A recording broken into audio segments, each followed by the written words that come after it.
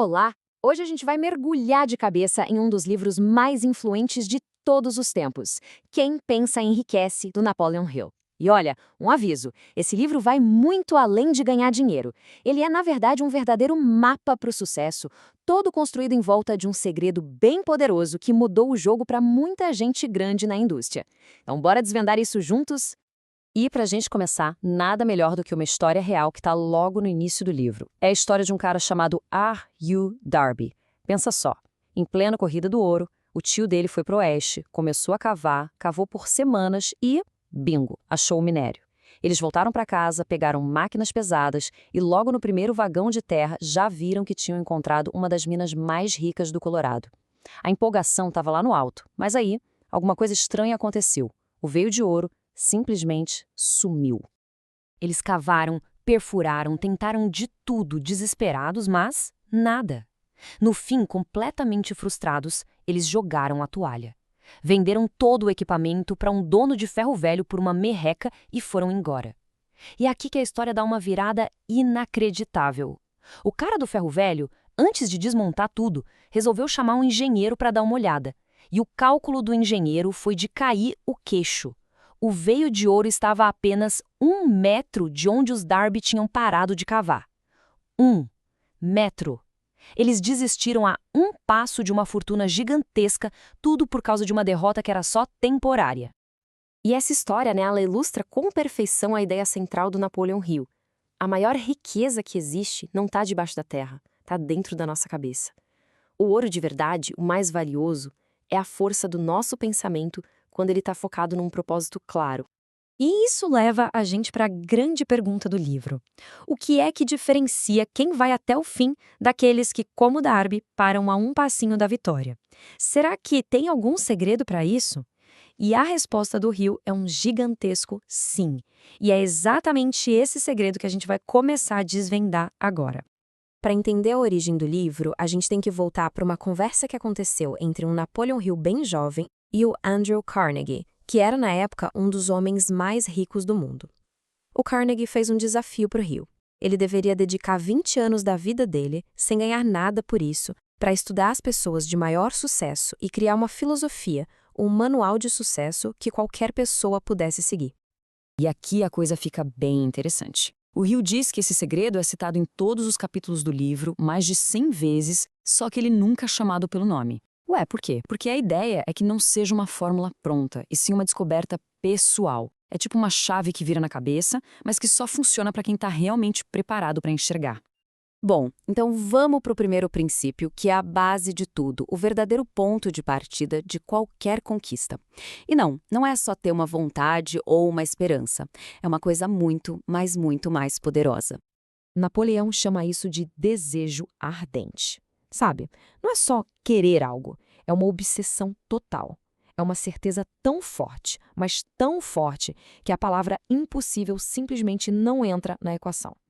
É o tipo de desejo que te faz queimar todas as pontes para uma possível retirada. Só existe um caminho, o da vitória. A história do Henry Ford, por exemplo, é a prova disso. Ele cismou que ia construir o famoso motor V8 com todos os 8 cilindros fundidos em um bloco só. Ele juntou os engenheiros dele, os melhores especialistas que existiam, e todos eles falaram a mesma coisa. Chefe, isso é impossível de fazer. E a resposta do Ford foi curta e grossa. Eu quero esse motor e eu vou ter esse motor. Continuem trabalhando até conseguirem, não me importa quanto tempo leve. Ele simplesmente não aceitava o impossível como resposta. E a determinação dele era tão absurda que, como se fosse mágica, o segredo para construir o tal motor apareceu. O desejo ardente dele simplesmente atropelou o que era considerado impossível. E o mais legal é que o livro não fica só na teoria, ele dá uma fórmula prática para a gente cultivar esse desejo. São 6 passos bem diretos para transformar uma ideia em algo real. A lógica é a seguinte: defina com clareza o que você quer, o que você vai dar em troca, coloque uma data, crie um plano, escreva tudo isso num papel e, o mais importante, leia em voz alta todo dia. É um método para programar a mente para o sucesso. Mas, claro, a gente sabe que a jornada nunca é uma linha reta, né? Vão aparecer obstáculos, vão aparecer as derrotas. A grande diferença está em como a gente encara esses momentos. E aqui está uma das maiores viradas de chave do livro. Para quem tem mentalidade de sucesso, não existe fracasso. O que existe é derrota temporária. Pensa bem, a derrota é um evento, é um feedback do universo dizendo que o seu plano precisa de ajuste. Já o fracasso é uma escolha. É a decisão de aceitar aquela derrota como o fim da linha. Para ilustrar esse poder de se comprometer totalmente com a vitória, o Hill conta a história de um grande guerreiro. Ele precisava lutar contra um exército que era muito maior que o dele. Depois que seus soldados desembarcaram em território inimigo, ele fez uma coisa que ninguém esperava. Ele deu a ordem: queimem os navios. Com isso, ele simplesmente eliminou qualquer chance de recuar. Dali para frente, só existiam duas opções. Ou eles venciam a batalha, ou eles não sairiam vivos de lá. Essa mentalidade de vencer ou perecer é o que cria o desejo ardente que a gente falou. E o resultado? Eles venceram, claro. Certo. Mas se os princípios são tão claros assim, por que a maioria das pessoas não consegue chegar lá? O Hill diz que os maiores inimigos não estão do lado de fora. Eles estão aqui dentro. São os nossos próprios medos. Ele lista o que chama de 6 medos básicos, que são como fantasmas que assombram e paralisam a nossa ambição. São eles o medo da pobreza, o medo da crítica, o medo da doença, o medo de perder o amor de alguém, o medo de envelhecer e, por último, o medo da morte.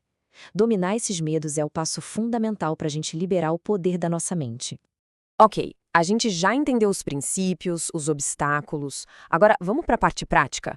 Como é que a gente aplica tudo isso na vida real? A verdade é que ninguém constrói algo grandioso sozinho. É por isso que o Hill traz o conceito da mente mestra, ou mastermind. Basicamente, é você criar uma aliança com pessoas que pensam como você, que têm o mesmo propósito e que trabalham em harmonia. Ele diz que quando 2 ou mais mentes se juntam desse jeito, elas criam uma terceira mente, invisível, mas muito mais poderosa, que é capaz de ter ideias geniais. No final das contas, tudo, absolutamente tudo, se resume a isso aqui. Esse verso que está no livro é a essência de toda essa filosofia. A batalha de verdade é vencida primeiro dentro da nossa cabeça. A crença, a confiança, o estado mental, são eles que decidem o jogo. E assim, a gente termina com uma pergunta que é muito poderosa e bem pessoal. O livro todo nos mostra que pensamentos são coisas reais, com poder para moldar nosso destino. Então, a questão final não é sobre o que o mundo vai te dar, mas sobre o que você vai escolher pensar. A escolha, no fim, é sempre nossa.